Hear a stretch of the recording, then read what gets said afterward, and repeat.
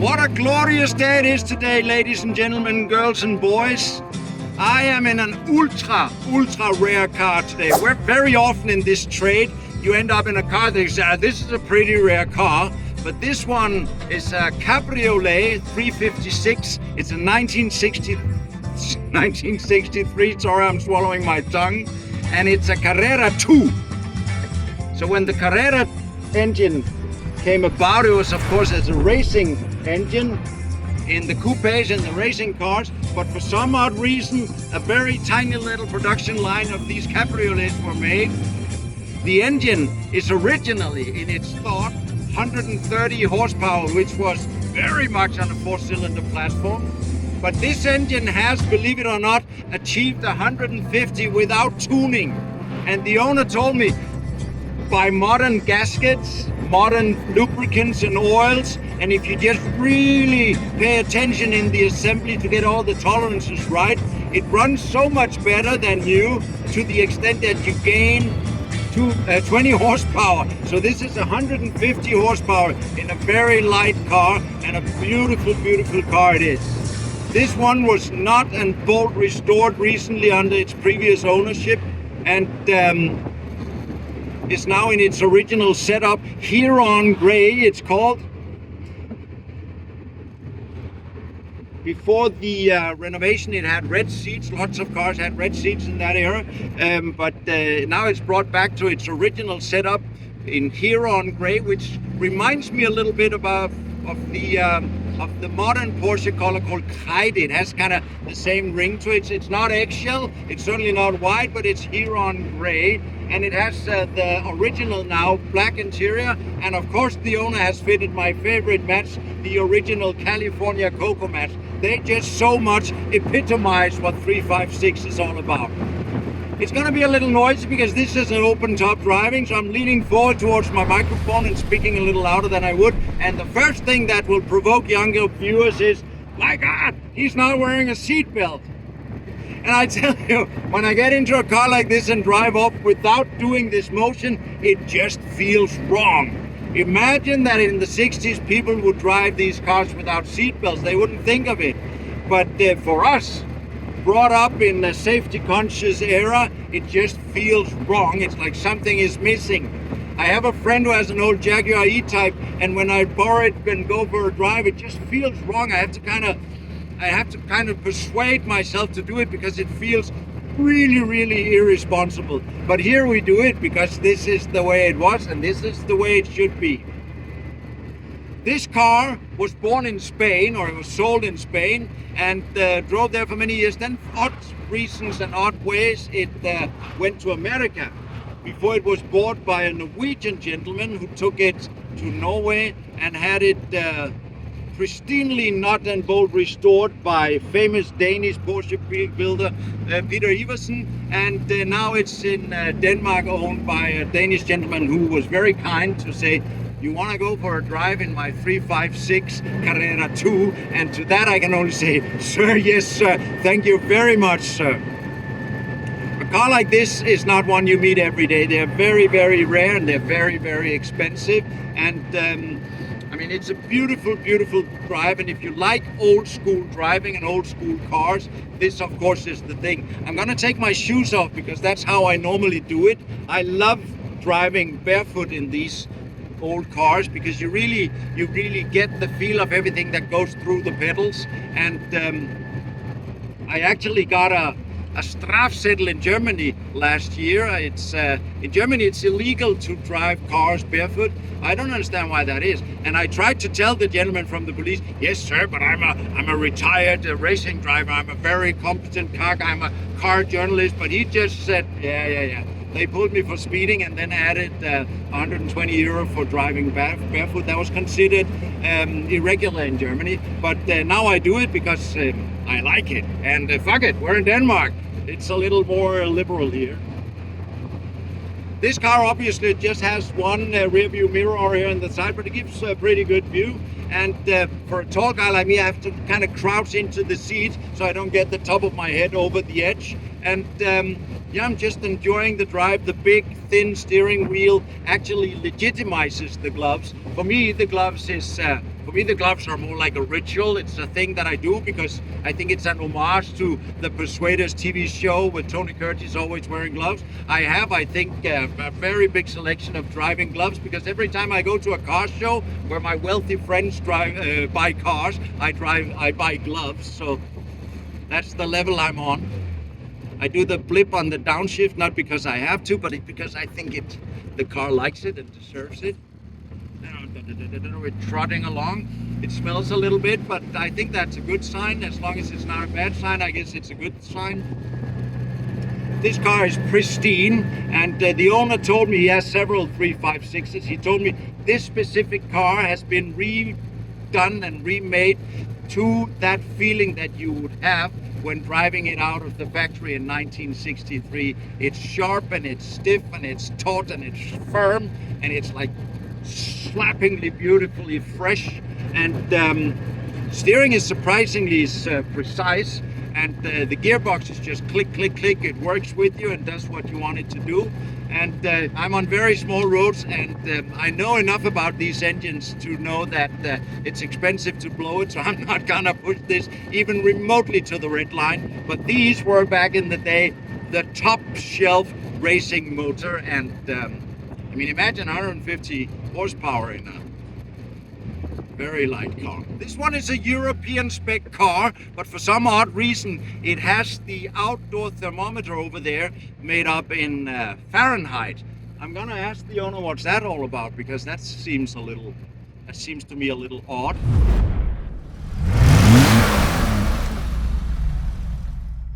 This engine is often referred to as the Fuhrmann engine, and it's because of Dr. Ernst Fuhrmann. You know, in German, in tech and engineering, everybody's a doctor. It doesn't mean you can go there with a sour knee or a bad back, but Ernst Fuhrmann helped develop this engine already in the 50s. It was primarily made for the 550 Spider, the race car, the little open-top race car, but it also turned up in the 718 and finally also in my absolute favorite car, the 904 GTS Carrera.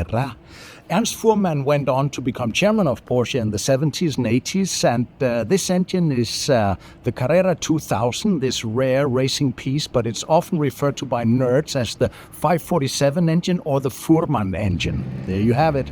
I sometimes, with the attempt of a cheeky little smile, say that this was my first Porsche. But the fact of the matter is my father had one in 1975. Believe it or not, I was 10 years old then. Long hair, flared jeans, trousers, and trying to look like I was a drummer in the band The Sweet. And my father had a B, a Cabriolet 356B, and not because he was a sports car guy, because at that time it was a hippie's car. He was a guitar player and a musicist. That was a new word. My father was a musician, and he had it because Janis Joplin had it. And at that time, it was the 356 was also considered a hippie icon. And he didn't have any money, so it wasn't an expensive car back then. But I remember growing up on the back seat, sitting next to a guitar, and there would be a new woman every third month on the passenger seat, and he would have his long black curly hair flapping in the wind, looking like a hero from a band somewhere. So I'm quite familiar with these cars, and he obviously sold it way before it became valuable, and here I am revisiting my heritage, so to say, in one of the finest cabriolets in the country, one of the rarest 356 cabriolets in the world. So how does it drive? I mean, compared to other cars from 1963, this is a supercar. It has, on paper, 130 horsepower. This one has 150, so of course it's completely immeasurable how fantastic it drives. Today, in modern standards, it's of course like a sack of stones, but if you like this rudimentary, primitive, mechanical feel of an old car, this is a wonderful car to drive. You smell everything, you feel everything, you see everything, and you just sense it.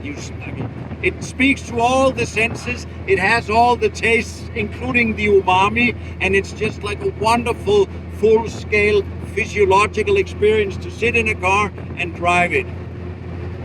if you follow my little scene here, you know that I'm a little picky when it comes to chairs. And I've always said that if I got the choice between a better chair or 100 horsepower, I would take the better chair. But these chairs are just like a bench. So there's no support, there's comfort, you can move over and kiss your bride. But in a sporty setting, you would flip out of the car immediately because there is no lumbar support, there is no hip support. And by that, you don't really have all the contact patches to the car that you would have in a race car. I would probably, many of you will think that's not kosher, you can't do that, that's vandalism. But I think a car like this could do with a pair of speedster chairs. And since they are available, you can put these on a shelf to remain original in a sales situation. I think a speedster chair would look great and it would feel great. But the car in itself is magical. And I'm on a tight schedule, so I have to go back now. But what a pleasure it was. Once we find a little place to stop, I'm going to tell you a little bit about the exhaust system, because the owner told me that this is a brand new exhaust system that he has helped develop at JP Group. And so it has larger diameter tubes and another chamber and less bulkheads in there. So maybe that also adds a little bit to the extra 20 horsepower, who knows. But it certainly adds to the sound of it. I don't want to rev this car because it's too expensive for me. But the idea of these cars is that you can actually rev them pretty aggressively because they are racing engines. What a privilege it is to get to touch, see, kiss, feel, rub against, and ultimately drive these wonderful cars. This one is gonna look good on my car CV, and I'm gonna add it to my A-list of wonderful cars that I had the immense joy of driving. Second gear into the turn, the whole car flexes, and I did a little bit.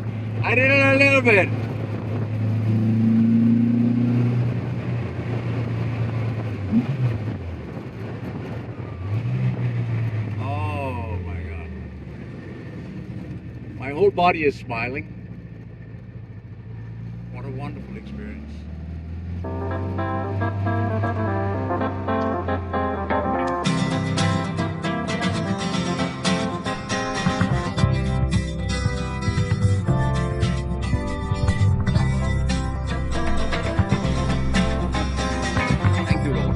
There it is, the famous Carrera 130 horsepower racing engine.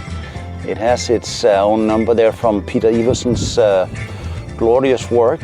And as I mentioned, this one is up 20 horsepower simply by modern materials, gasket oils, and zero tolerances towards tolerances. It says, of course, öl. Yeah, I'm down here on the ground, creeping around in my white shirt because I want to see if I can get a good shot at the exhaust system, but it's really quite well hidden. But I hope you can see that. I mean, the thicker tubing, and yeah, down there it is. You got to take my word on it. This is the JP Group produced the sports exhaust for the 356 Carrera. It's a pretty rare piece, and this is a vehicle upon which it is tested. Without further ado, I'm gonna check out and say thank you for watching, and thank you, Martin, for letting me drive this magnificent car. It's gonna look good on my car CV. Very few of these are made. He said 1963 Carrera 2 convertible, 28 pieces. That makes it ultra rare. It's rarer than the Ferrari GTO, which is kind of funny, I think. Thank you for watching. Stay tuned for more JP Group Club.